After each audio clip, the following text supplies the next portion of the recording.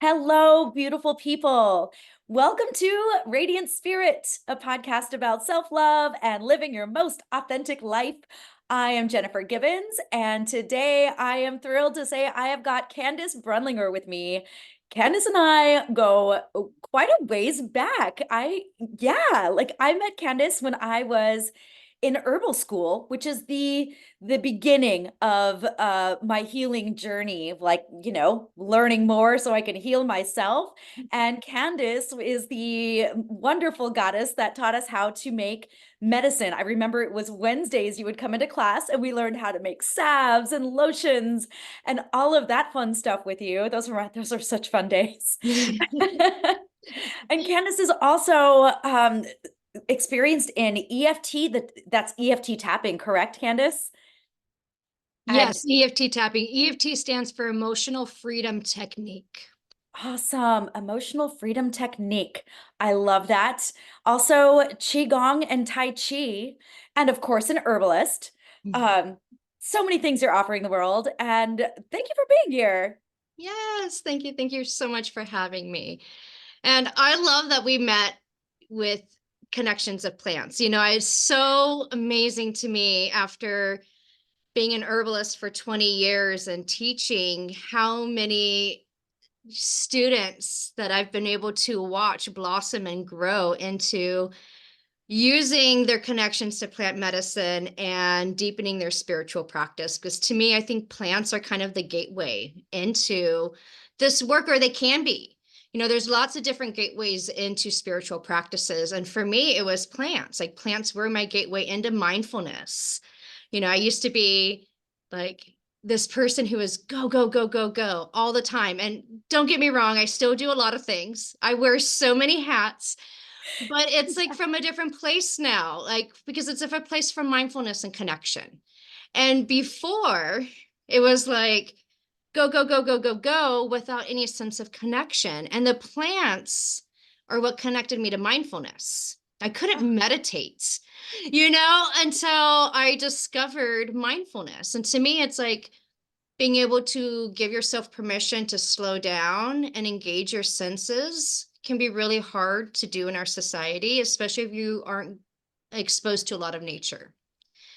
And Yeah. so we need to come back to that. Whether we live in nature or not, we have to come back to engaging our senses. And so this is a big part of the work that I do. And every modality that I offer, it all comes back to how do we connect to ourselves, our environment, and others. So it's all connection. And how do we connect? Through our senses. So everything has to come back to our relationship to our senses and how we're taking in information from the world and how that affects us internally. And so herbalism was my gateway into really learning about this and experiencing it, like experiencing what is it like to play with flowers? What is it like to infuse an oil and strain it out? What's it like to make tea? And not just drink that cup of tea, but what's it like to just sit down and smell it first? Yes. You know? Yes. And I mean, I used to be a drinker, not anymore. Definitely part of my healing journey.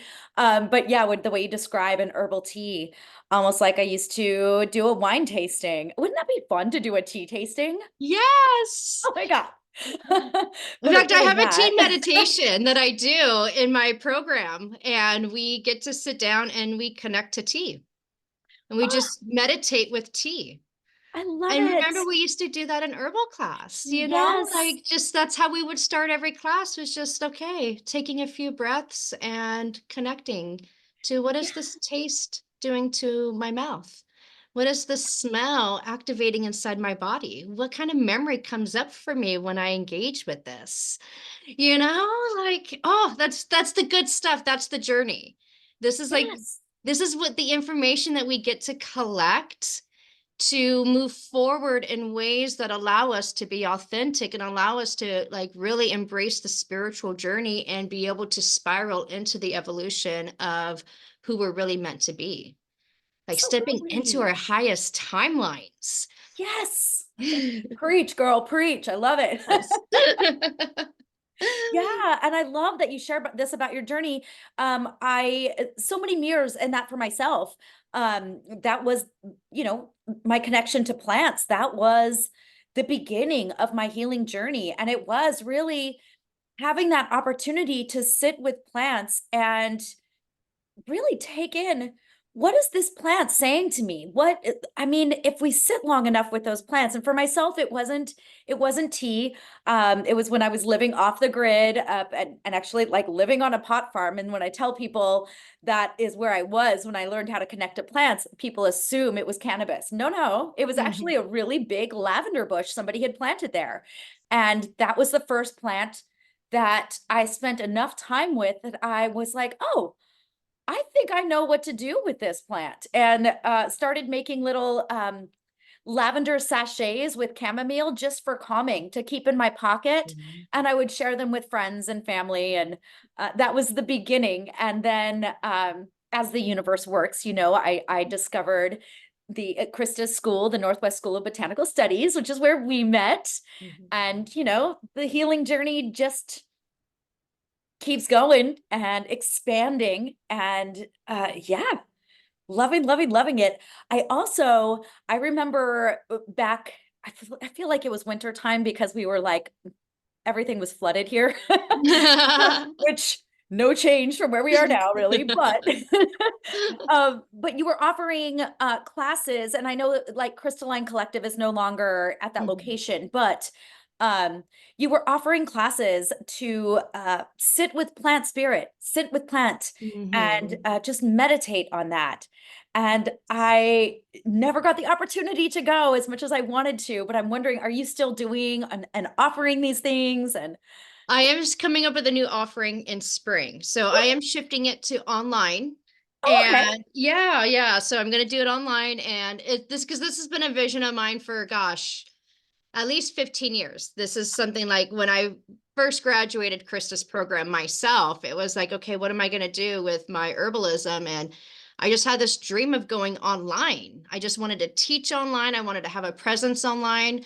I feel like, we live in a small community. I didn't want to, like, even though I taught locally, like my big vision was like, I really just want to shift to being online and creating these online courses and programs and connecting with people in different ways. And it's taken me a while to figure out how to do that with plant spirit connections because to me, it's like I always got people outside. I live in this beautiful forest that's so abundant with diversity. It's so easy for me to get my local community out and connecting with plants, right? But when Yes. I'm thinking about doing this online, and even through winter months, like because winter time is such a beautiful time for connections, Mm. but it's not as easy to be outside here in Humboldt County when it's dumping and pouring, right? So it's like I can't teach plant spirit medicine like consistently through the winter time where. And so it's like I've been playing around with this idea. So what I have this vision of an herbal CSA too, and I'll eventually have my property land where I have a full-blown herbal CSA because Ooh. that's been a very long time dream of mine. But Oh, that's what awesome. I'm doing in the meantime is I'm doing these seasonal CSA packages. Okay. So you commit to a season and you get a gift in the mail. Oh, And so in that little gift, you're going to get little blends of or you're going to get a little blend of tea, but a lot of single herbs and plants, some flower essences, and an extract.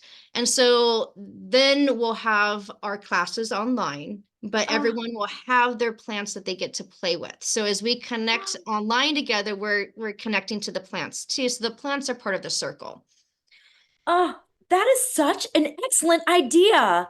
So And I'm I really love that you were excited about it. thinking, what's that?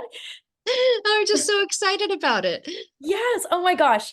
Your love for plants shines through. And I know that even like while we are surrounded by so much diversity in the plants here, we are so lucky where we live. I know it kind of looks like behind me where we live, but this is just a tapestry. I am indoors, but it kind of looks like, Yeah, it right looks very much behind like my that. house. But I love that, like your enthusiasm for the plants is going to shine through whether you're in person or not. And I love that you had this idea to be online pre-COVID. Like your brain was already one Oh, step well, ahead of the game. the funny thing about that is I had this dream when I was pregnant with Makai, and Makai's going to turn 11 this summer. So it's like Oh my it's God. taken me 10 years to fully like be like, okay, I'm doing this. And you know why? It's because I had to work through all my limiting beliefs. Yeah. And this was my missing link as an herbalist. So, I started my journey being an herbalist, right? And I would work with people and I would get stuck because I couldn't get full compliance. Because when you work with plants, plant medicine is the connection. And in Western herbalism, especially when people are new to herbs, they just think of it from the paradigm of our Western medical model of all I have to do is just drink this tea for a couple of weeks and I'm good. Or all I have to do is do this one bottle of tincture. I have to take this pill and I'm good. I don't have to think about anything else. Like that's not the way plant medicine works. Nope. And I also found that when people would come to me for healing, they would come to me because they wanted me to heal them. And I'm like, no, Mhm. no, no, no, this doesn't feel right. Like I also like I just have a hard time like even with herbalists calling themselves master herbalists because I'm like, no, no, no, no, we're not the masters, it's the plants. Right. The plants are the masters. I'm just here as a communicator, as a vessel to channel plants and connect other people to it. But it's like I was finding these blocks because I had people coming to me who didn't understand that no, you're the healer. Yes. You are the one that's healing yourself. I'm Yes. connecting you to plants, which are nourishment to help guide that healing process and facilitate it and Yes. keep you in that journey. And like, so I had to take a different approach to working with herbs, and learning that kept me from being online. So I had to like put the Yeah. online dream on the back burner for a little bit and be like, okay, what am I really doing with this? Because I have people coming to me for a certain thing, and that goes against my integrity as an herbalist. So how do I Yes. really serve my community? And so I had to work through my own limiting beliefs too, because all my limiting beliefs came up from my childhood. I'm not good enough. Why would they even come to me in the first place, especially if I'm not busting out something simple for them and I'm going to make them do the work, you know? So many And then years, doing that, I had girl. to do my work too. So I had to do all the programming and conditioning from society, from my family, from the religion I grew up in, from everything, Yep. right? And so I couldn't actually get to the place of where I'm at now to be online and be confident and really be able to shift people the way that I'm able to guide them into these huge, amazing transformations if I just stayed the Western herbalist everyone wanted me to stay. Right. So I I had love to that. like, When you think Western herbalist, to me, that's such it's such a clash. And I grew up with a very Western medicine mindset household. My mom is a mhm, nurse, and it was always, well, if there's a problem, there's always a pill for that. And not to go into all of it, I feel like I've shared some with you, but the physical problems that came up from that way of thinking is what actually led me to herbalism. Like, there has got to be another way. But you're mhm. absolutely right, it's that connection to plant, and and just learning how to listen and connect with those plants opens up a whole new world, because depending on where you're living and what you're surrounded by, those plants are going to vary. They're going to be different.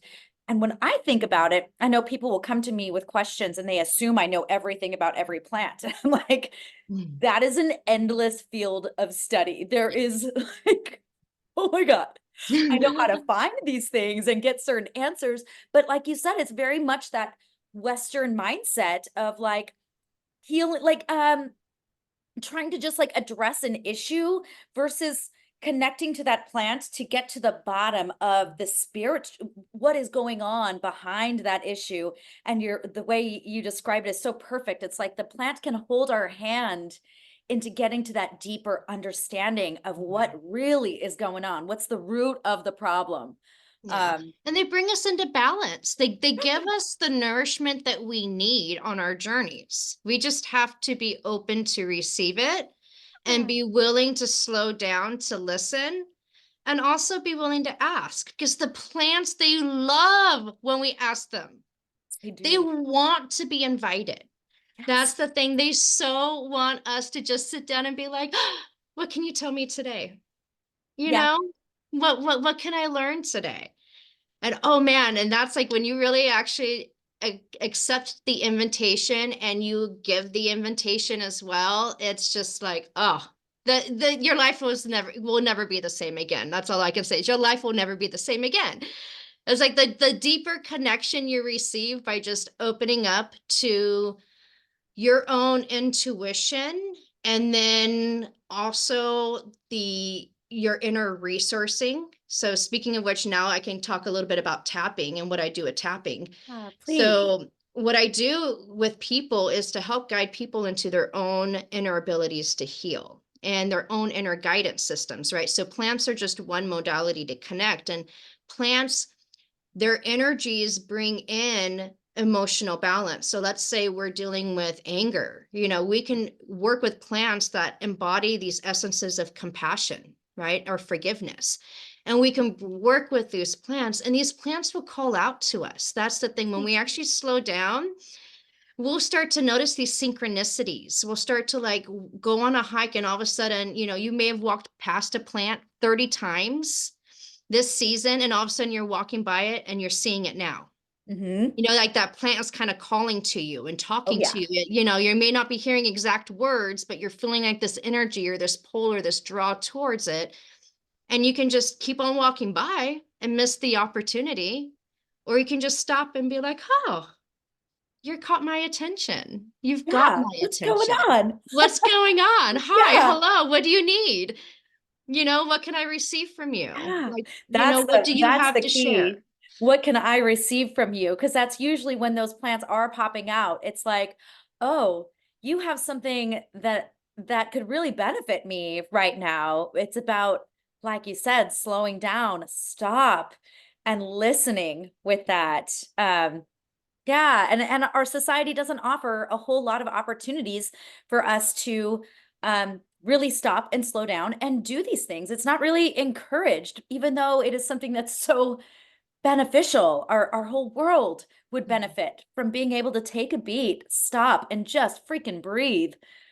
But And that's where the inner deeper. child healing comes in. So that's where Yeah. you have to go into your belief systems that you acquired in your first 5 years of life, or any belief systems Ah, that you may have even brought in to this world, so- anything that was inherited in the womb. I mean, there's so much that even gets inherited while we're in the gestation period yes. before we're even birthed into this world.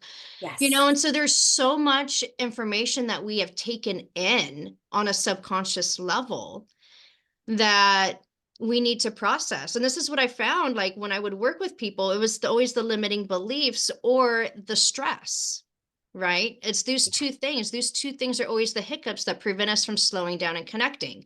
So if we really want to slow down and connect to nature, or connect to our own intuition, our own power to heal, our own inner resourcing. So yeah, that's right. I started talking about inner resourcing and then we got sidetracked. But inner resourcing is when we connect to our spirit guides, Mm, or those inner positive empowered emotions and parts that we have. So we can sit there and still be the wounded child having to deal with our wounds that we're healing, but we can also embody this empowered version of ourselves. Like, yeah, I'm a badass and I'm doing the work, right? And you can honor both these parts of you, and you can do the inner child healing. And that's where you really reprogram these limiting beliefs that are, my needs don't matter, or I have to take care of everyone else before I take care of myself, yes. right? Or societal beliefs that if I slow down, I'm being lazy.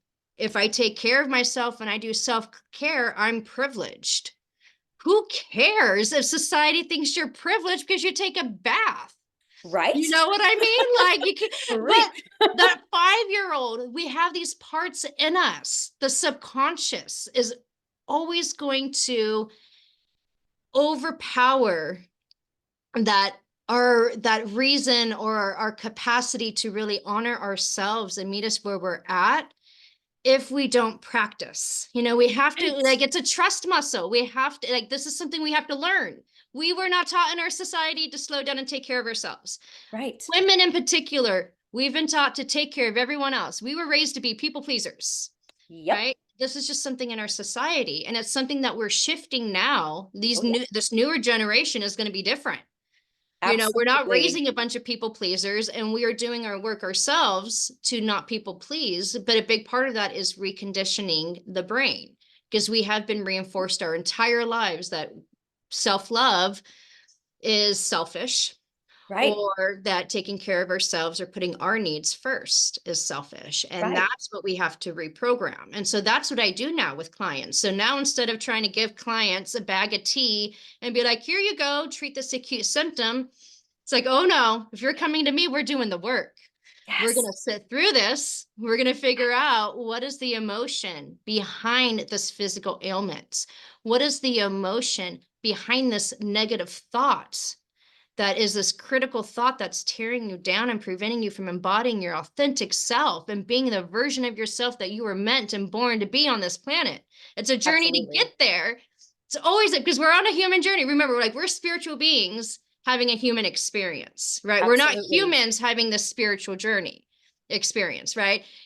It's a little bit of both, but it's more that we're spiritual beings having this human experience. So when we're born into this life, we're going to be dealing with all these humanists, Yeah. all these human experiences. Everything that's human is going to be something that we have to navigate. But Right. when And we they're all get, lessons.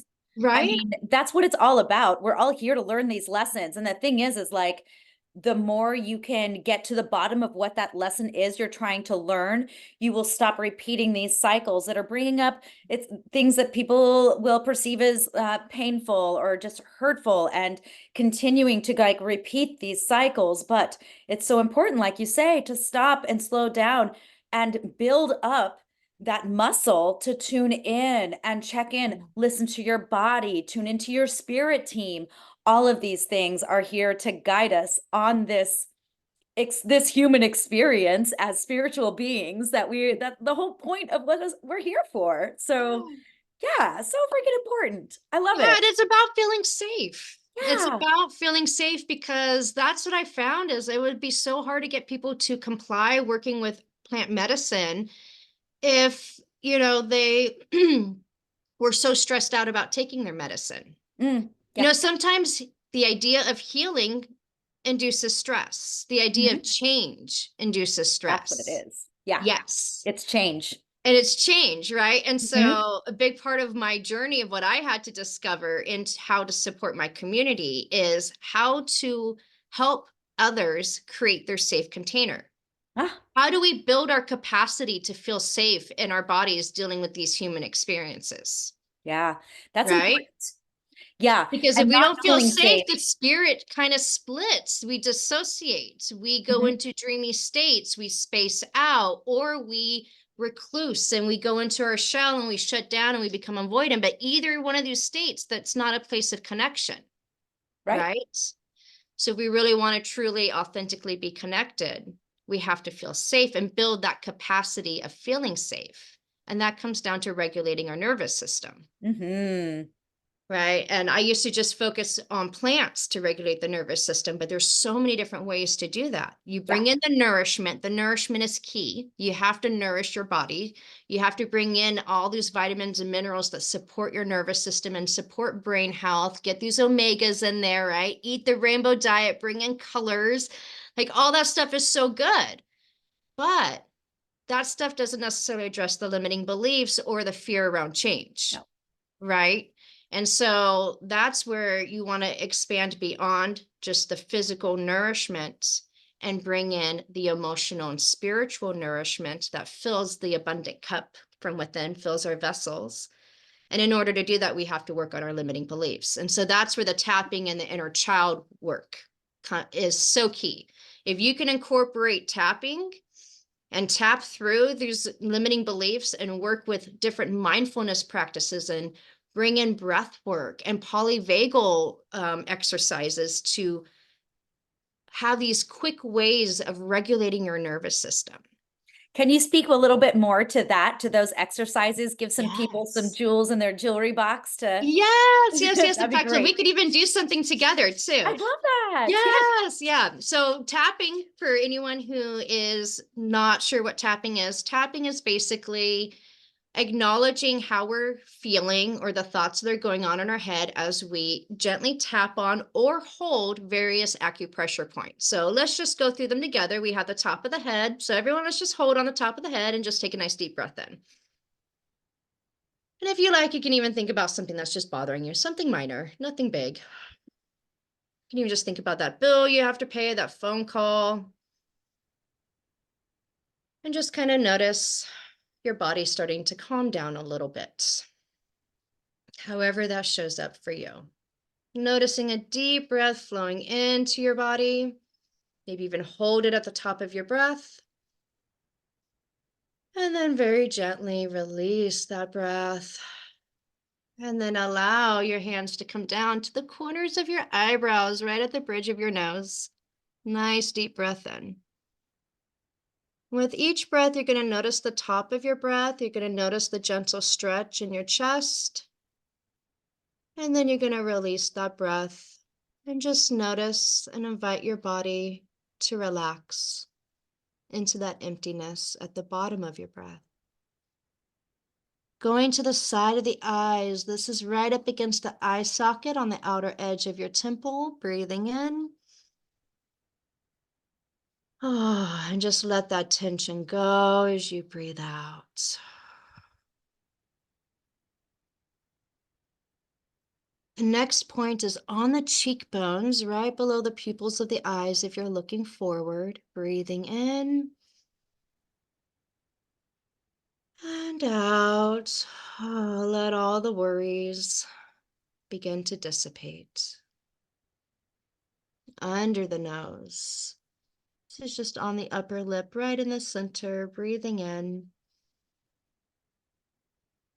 And out.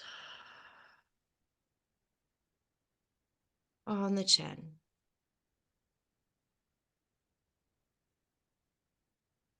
Oh, you can even allow your voice to come out with your breath, sighs of release, relief, coming down into the collarbone. We're going to find the clavicle here. You're going to come down 1 inch and over an inch and breathing in. Oh. Ah.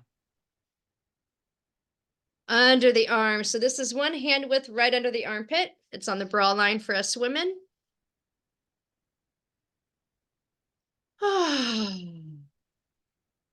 You do both like this? Okay, yeah. You can also like hug yourself too. That's another way of doing it. You just hug yourself and give yourself a little squeeze. Hmm. Hmm. And then there's another one that I love. And so you can see that took less than 2 minutes, right Yeah. there, nice and slow. We took what, 8 deep breaths there, like just Yes. nice, slow, deep breaths. And we're using acupressure. So we're tapping on meridian points that send signals into our stress response in our nervous system to start to relax. Yeah. We basically just told the body we don't need to run away, we don't need to fight, and we don't need to freeze. Right. Just be and breathe. We can be Right. present with the thought, the feeling, and it can just shift as we breathe. Because when we go into stress response, that's when we're giving these negative parts and feelings and sensations more power, Oh, yeah. right? Which So if is we most can, of society. And the way, and really is what is kind of the mindset that's just cultivated by our society. It's this go, go, go. Um, yeah, not doing us any good, but that mindset that our value is based on our productivity, not that our value is just fucking perfect as it is. And right? getting to understand and remove that mindset and come within ourselves and recognize that we're perfect exactly as we are. We don't need to be in that fight or flight response. But that fight or flight response is so embedded in so many of us that it really takes a lot of practice. But this, like 2 minutes a day, or even if you can, a few times a day, to give Mhm. yourself those 2 minutes and practice what that feels like to give your body that moment to just, Oh, yeah, I tell everyone every time we go to the bathroom. Every time we yeah, go to the bathroom, we're sitting on the toilet for a minute anyways. What's putting a hand on our forehead if we're worried that day yeah, and just peeing and having a hand on our forehead? yeah, Because we have worry points right here. We carry worry in our forehead, which is why when we're worried, our forehead scrunches up. Well, if yeah, we, and also when you think about the stress response, and this is the other thing I love doing is I love teaching people about our bodies in a fun way so we can actually understand and appreciate. So if when we go into stress response, it's literally us taking in information that's telling our body, hey, we have to fight or flight to save our lives right now. And unfortunately, in our modern day lives, this doesn't happen when we're looking at tigers. It's happening when we're looking at a bill, or it's happening when we're picking up our phone, or we're scrolling on social media and we're seeing something that's activating something. Like, so we're constantly going into these stress responses now because every little thing our body treats as life or death. yep, And this is what's also interesting that a lot of people don't realize. Our brains do not tell the difference between what's happening in real life and what's happening in our imagination. So yeah, if we're sitting there getting stuck playing out our past or playing out the what ifs or going into all the worst case scenarios, our nervous system is responding as if that's actually happening to right, us. And yeah, so we are doing the worst thing to our bodies just by thinking about the what ifs, yep, right? Or thinking about the pasts, right? So we yes, have to train our brains not to do that. But when yeah, we've been conditioned to do that, what it takes is just these frequent things throughout the day. We don't have to sit there and expect ourselves to sit down for 30 minutes to meditate, especially if our nervous system is in fight or flight response.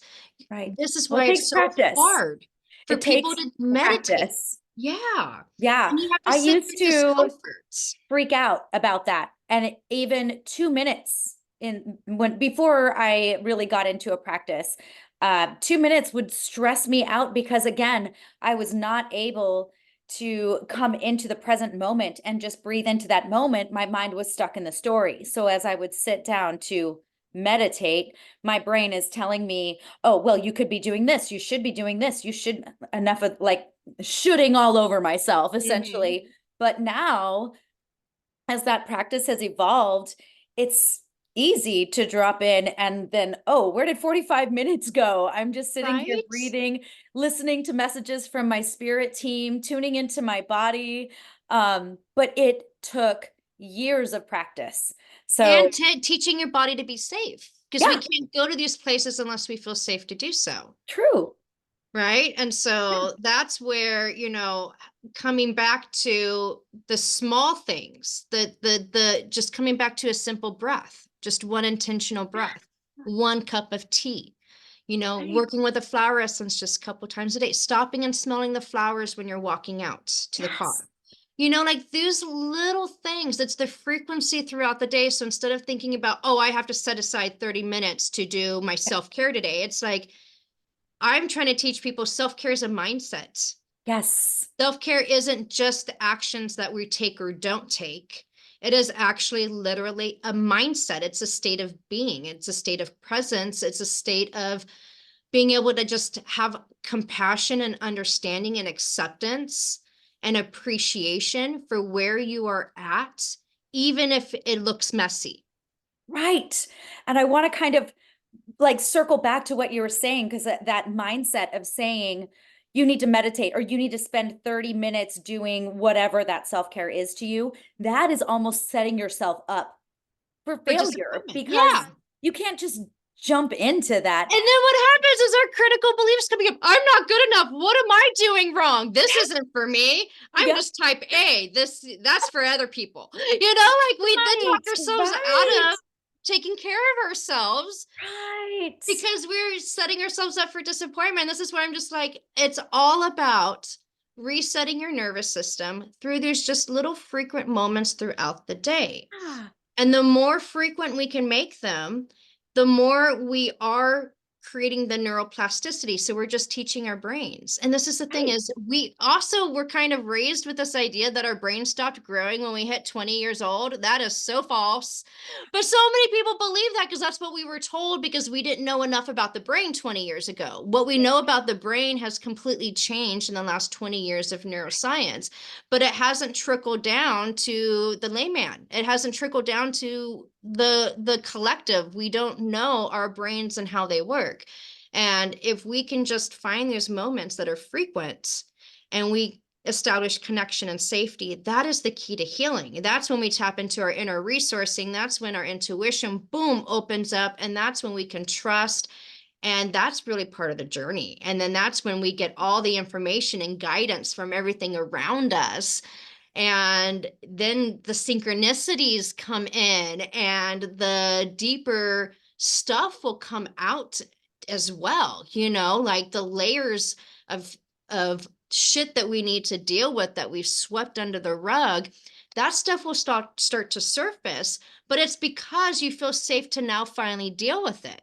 So I Mhm. always like to remind people our subconscious will not reveal to us anything we're not ready to handle. Exactly. And it Yeah. may feel like scary shit in the moment when our subconscious is all of a sudden revealing a memory to us or a thought, or we're feeling this feeling inside of our body that's just heavy and dreadful. And you're like, oh my God, I got to deal with this. I don't want to deal with this.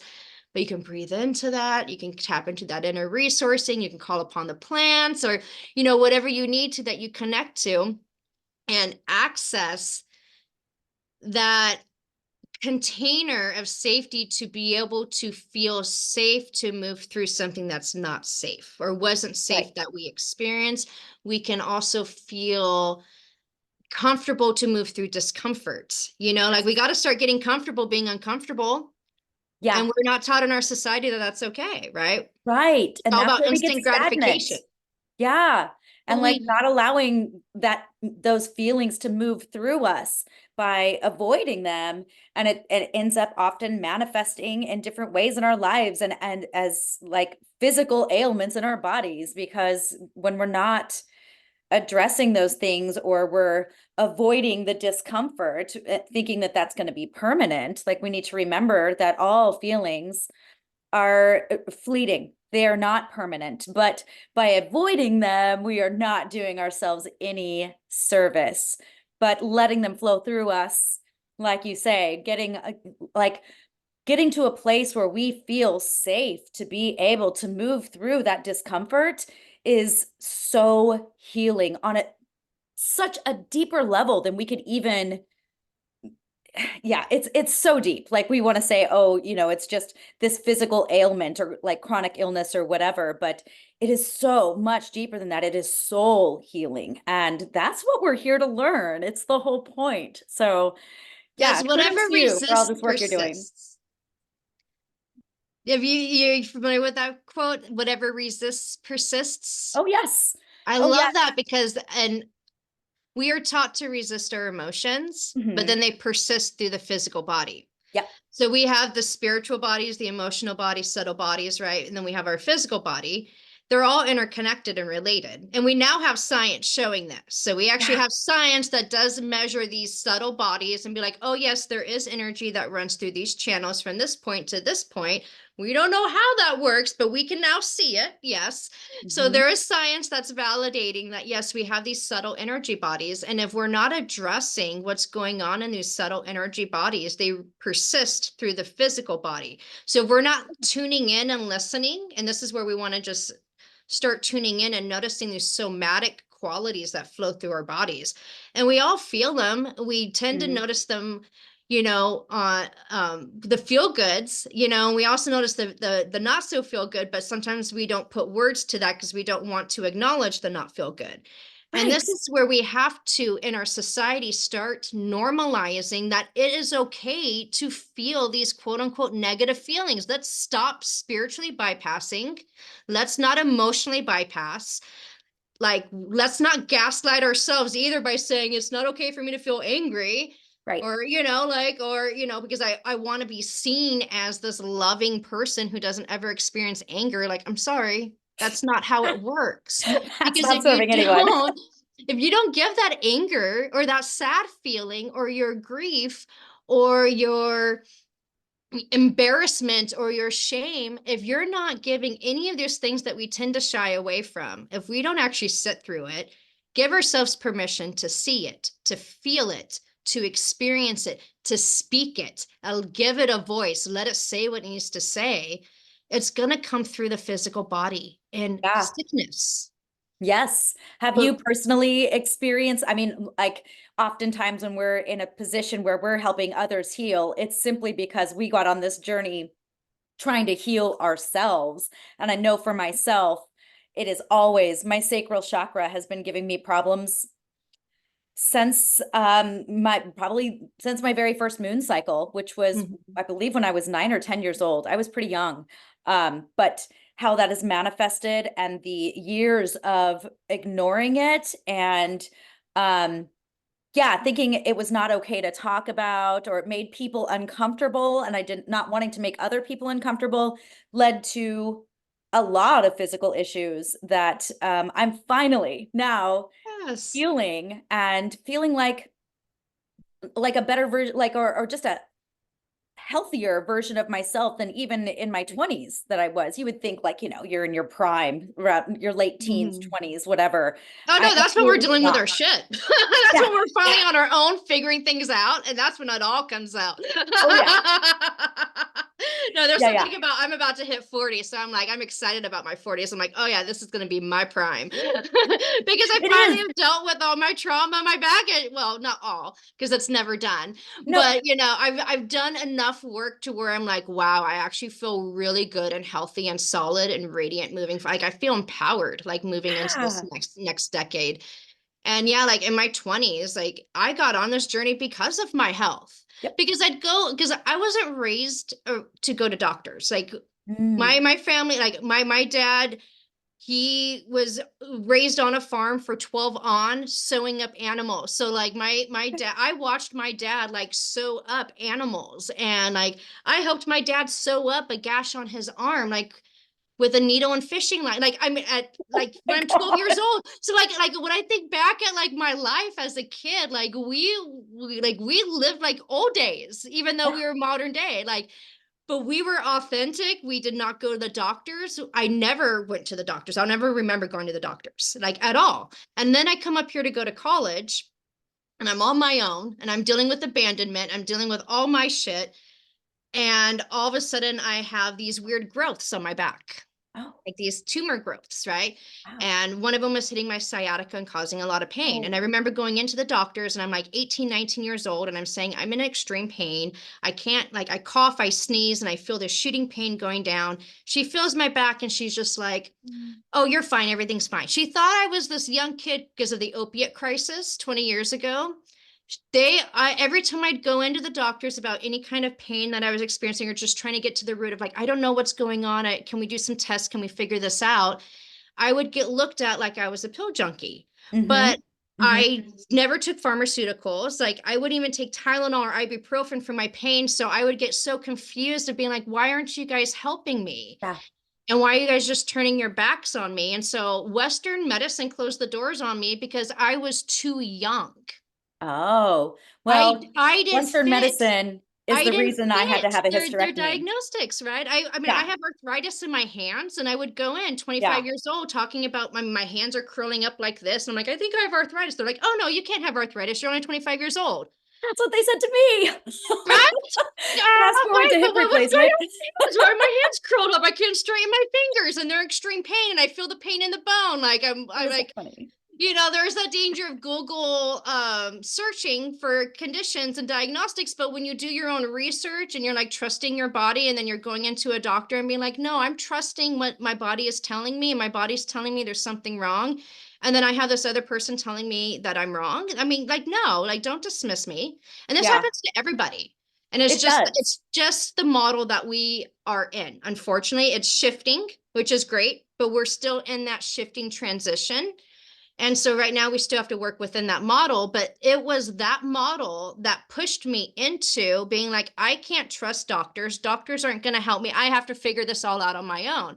So I studied Yeah. herbalism, I studied anatomy, I studied physiology, I studied the energy systems, and I never looked back. I studied Good. nutrition, fermentation. Like I'm a certified fermentationist. Like I can work with Good. fermented foods for specific conditions because now I'm trained in what conditions respond well to certain types of ferments. Like all this stuff is stuff I've learned in the last 20 years, but I got led into learning all these things because not only did I have that weird tumor growing in my back, which by the way, 2 weeks later, I went to a surgeon because I insisted. I was like, no, I need to see someone else. And she was like, okay, well, I'll just refer you to a surgeon and she's just going to tell you the same thing that I just told you. And so I go to this surgeon and she's like, oh no, I know what you've got. I removed one of these out of someone 2 weeks ago from their neck. It just takes a little surgery. So I was Wow. young. I didn't think about, at that time, I didn't have the training that I have now where I could have used non-invasive approaches to clear it out and that spiritual, emotional understanding of working through what does this really mean? How can I clear this out that way? So that was before this time. So that was my first surgery. I actually went in and I had this invasive thing removed out of my back. But of course it came back, right? Yeah, because you're not Because I dealing didn't with deal with the the energy, root. Yeah. right? Like, and when you're sharing this, when you're sharing your journey about like being denied those things, part of me is like, oh, thank God, because by being like just trusting Western medicine and the doctors not knowing what to do with all of my issues, they just kept prescribing a different birth control pill after birth control pill. Mm-hmm. And that is what led to my hysterectomy and excess estrogen and um, the slew of side effects that came with that. And why I cannot have children is because they just, well, this didn't work. Let's just give you another pill and just try Yeah. another pill. And And then let's just remove your organ. Yeah. Like, well, yeah, but yeah. that was years after lots of horrific issues, Yeah. and I was pretty young, so to finally find a doctor that was like, "Oh my God, we don't know what to do. We just have to take this out at this point." Mhm. So, but it was probably from about the age of 14 until I had my hysterectomy at 33. It was horrific what Western medicine put me through. And Yeah. so Because they're there's part of me that's unmasking. like, thank God you just like went the natural route because And it a could be lot of that was awful. my upbringing because I was already raised to not be reliant on medicine and doctors. I was very much raised to be self-sufficient when it came to my own health. And I'm very appreciative to my parents, even though when I look back at the things that I watched my dad did and like how I even took care of dying animals and like sewing up his like I could see the bone. We could see the bone in his arm and we're sewing him up a fishing line. It was like the craziest thing. Like when I think about that out loud and I say it out loud, I'm like, that was insane. That was crazy.